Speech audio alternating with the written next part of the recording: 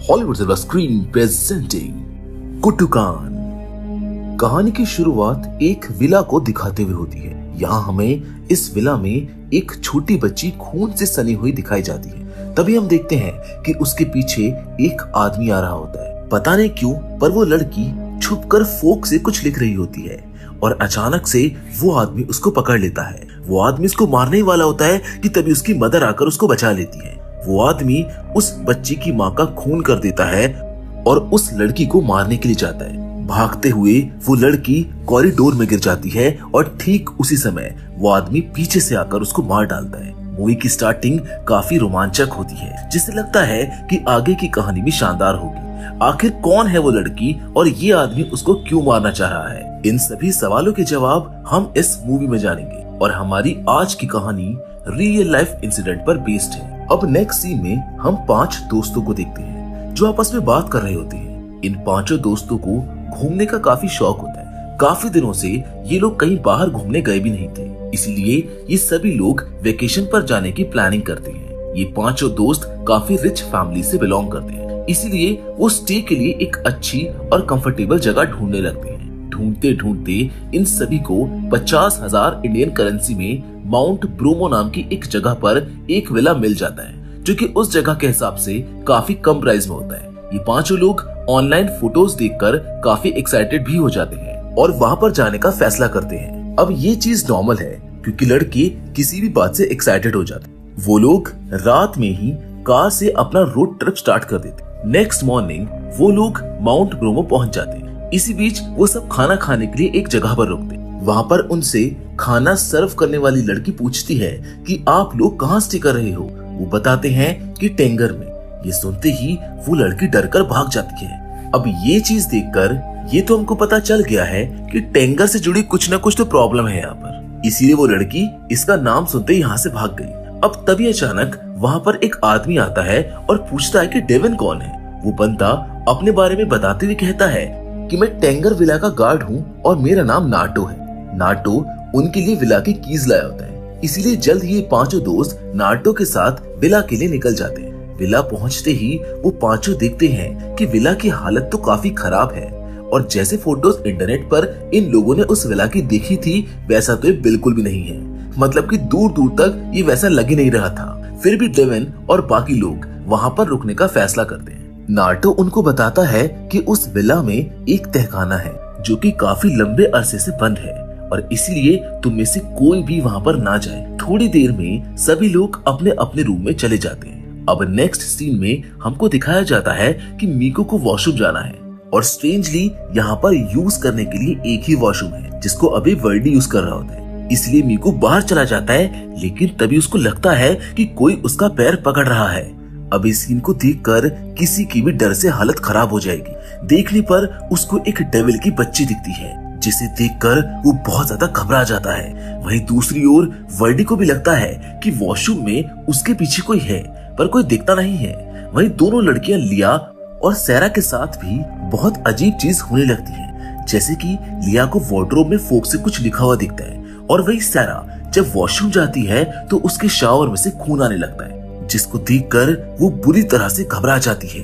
अब इन सारी चीजों के बाद भी ये सभी दोस्त साथ में मिलकर फैसला करते हैं कि अब तो इन्होंने 5 दिन का पेमेंट कर दिया है, इसीलिए वो इस विला में रहेंगे और जो भी चीज अबनॉर्मल है या डरावनी है उनसे छेड़छाड़ नहीं करेंगे। आगे हमको देखने को मिलता है कि बहुत सारे लोग विला के हॉल में डांस कर रहे हैं। वो लोग जोर जोर से हंस रहे हैं जिनकी आवाज वर्डे सुन लेता है। वो देखने जाता है पर वहाँ पर उसको कोई नहीं देखता।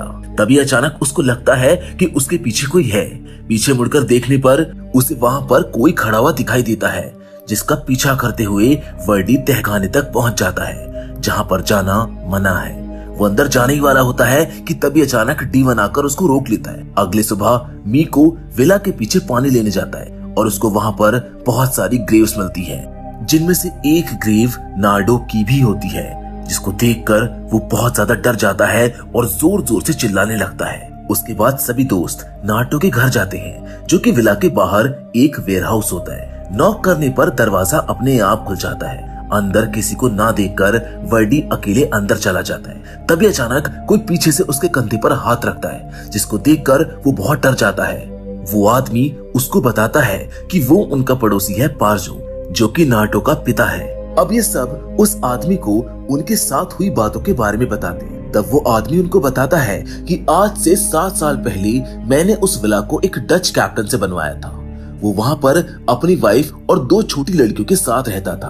उसकी फैमिली को 3 लोगों ने बेरहमी से मार डाला था, किसी दुश्मनी की वजह से। लोगों को पहले कैप्टन की लाश मिली और बाद में उसकी बाकी फैमिली की, जिनका काफी बेरहमी से कत्ल किया हुआ था। लोगों ने उनकी लाश को मुर्दा घर में रखने से मना कर दिया था, इसीलिए उनकी लाश को उस विला के पीछे ही दफना दिया गया। ये सुनकर वो दोस्त काफी ज्यादा डर जाते हैं और आपस में लड़ने लगते हैं। वो सब मिलकर तुरंत वहाँ से जाने का फैसला करते हैं। अब जैसे ही वो अपनी कार में बैठते हैं, कार खराब हो जाती है, मगर रात ज्यादा होने की वजह से वो लोग मैकेनिक मिलने तक वहीं रुकने का फैसला करते हैं। उस रात में उन सभी को कई सारे बुरे एक्सपीरियंस होते हैं, जिसकी वजह से उन्हें नींद नहीं आती है। लिया को छोड़कर बाकी सभी लोग रात में कुछ खाने के लिए बाहर चले जाते हैं। लिया अकेले ही अपने रूम में सो रही होती है। तभी उसके बेड पर पीछे से कोई लेट जाता है और उसके ऊपर चढ़ने की कोशिश करता है। लिया को लगता है कि सैरा वापस आ गई है, लेकिन तभी उसको कुछ अजीब सा महसूस होता है और वो घबराकर उठ जाती है।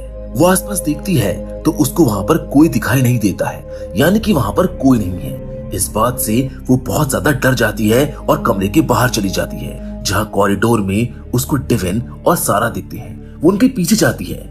लिया देखती है कि डेविन और सैरा तहखाने में जा रहे हैं। लिया भी उनके पीछे जा रही होती है कि तभी सैरा उसको आवाज देती है। उसके दोस्त बाहर से वापस आ गए होते हैं और लिया को वहाँ देखकर उससे पूछते हैं कि वो वहाँ पर क्या कर रही है। अब मतलब कैसे भी करके उस फैमिली की आत्माएं इनको तहखाने तक लेकर जाना चाहती हैं, जिसके अगले दिन सुबह होने से पहले सारे दोस्त घूमने निकल जाते हैं और माउंट ब्रूमो पर सारी खूबसूरत जगह एक्सप्लोर करते हैं। तभी वर्डी को नाटो का कॉल आता है और वो उनको बताता है कि उनकी गाड़ी ठीक हो गई है। जिसके बाद नेक्स्ट सीन में हमको दिखाया जाता है कि विला टेंगर में नाओमी का बर्थडे सेलिब्रेशन चल रहा है, जो कि डच कैप्टन की छोटी बेटी है। तभी विला में 3 मास्क पहने हुए आदमी घुस जाते हैं और पार्जो, जो वहाँ का गार्ड होता है, उसके साथ सभी को बेरहमी से एक एक करके मार डालते हैं।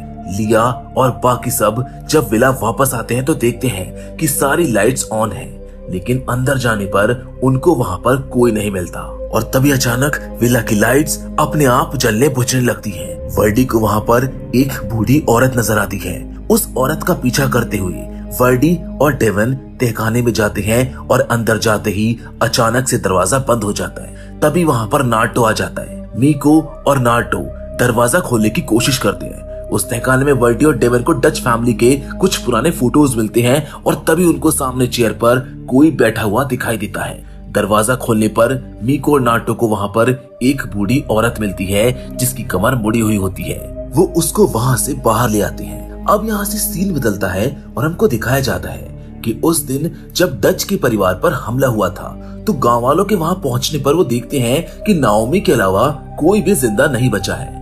वो नाओमी को अस्पताल लेकर जाते हैं और वहाँ डॉक्टर सबको पता चलता है कि नाओमी को स्पाइन इंजरी होने की वजह से वो कभी भी सीधे नहीं खड़ी हो पाएगी। लिया और बाकी सभी को जब ये पता चलता है कि वो बूढ़ी औरत कोई और नहीं बल्कि नाओमी है, तो वो सब उसको तुरंत ही अस्पताल ले जाने की कोशिश करते हैं, क्योंकि वो काफी लंबे समय से इस घर में अकेले कैद थी। उसकी स्पाइन में चोट भी लगी हुई थी, इसलिए वो सभी लोग मिलकर उसको अस्पताल ले जाने लगते हैं। अब जैसे ही वो कार की तरफ जाती है तो मेन गेट अपने आप बंद हो जाता है, जहाँ लिया, सारा और नाओमी अंदर ही रह जाती हैं। तभी वहाँ पर नाओमी की बाकी फैमिली, जो अब स्पिरिट बन चुकी है, वहाँ पर आ जाती है। वो सभी नाओमी को जाने से रोकते हैं और स्ट्रेंजली नाओमी भी जाना नहीं चाहती थी।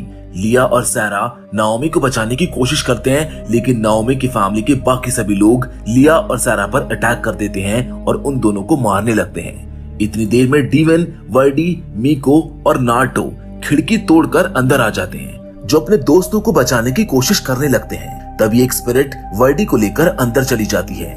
ये देखकर उसके बाकी दोस्त वहाँ से निकलने की सोचते हैं, पर लिया वर्डी को छोड़कर नहीं जाना चाहती थी। वो रोने लगती है। तभी अचानक वर्डी वापस आ जाता है और वहाँ से चलने के लिए कहता है। जहाँ लास्ट में दिखाया जाता है कि नाओमी अपनी फैमिली के साथ वापस उस विला में रहने लगी है, जबकि उधर लिया उसके फ्रेंड्स अपने घर वापस जा रहे हैं। कार में हमको देखने को मिलता है कि वर्डी का चेहरा अचानक बदल जाता है और उसके अंदर स्पिरिट आ जाती है, जिसके साथ ये अमेजिंग सी कहानी यहीं पर खत्म हो जाती है। वेल दोस्तों, जिस दिन नाओमी की फैमिली का मर्डर हुआ था उस दिन वहाँ पर 9 लोग थे, यानी कि नाओमी की फैमिली 9 लोगों की फैमिली थी। इसीलिए इस फिल्म का नाम कुटुकान सैमिलान शैतान है, जिसका मतलब होता है 9 इविल स्पिरिट्स, जो कि हर हॉरर मूवी की तरह एक ओपन एंडेड मूवी है। इस फिल्म में भी हमको कोई कंक्लूसिव एंडिंग नहीं मिली है, पर फिर भी आपकी इस मूवी पर क्या राय है हमें कमेंट बॉक्स में जरूर बताइएगा। बाकी अगर ये वीडियो अच्छी लगी हो तो इसको लाइक और हमारे चैनल को सब्सक्राइब करना ना भूलिएगा। पर फिलहाल तो आज की इस वीडियो में बस इतना ही। मिलेंगे आपसे एक और नई मजेदार कहानी के साथ, मगर हमेशा की तरह तब तक के लिए धन्यवाद।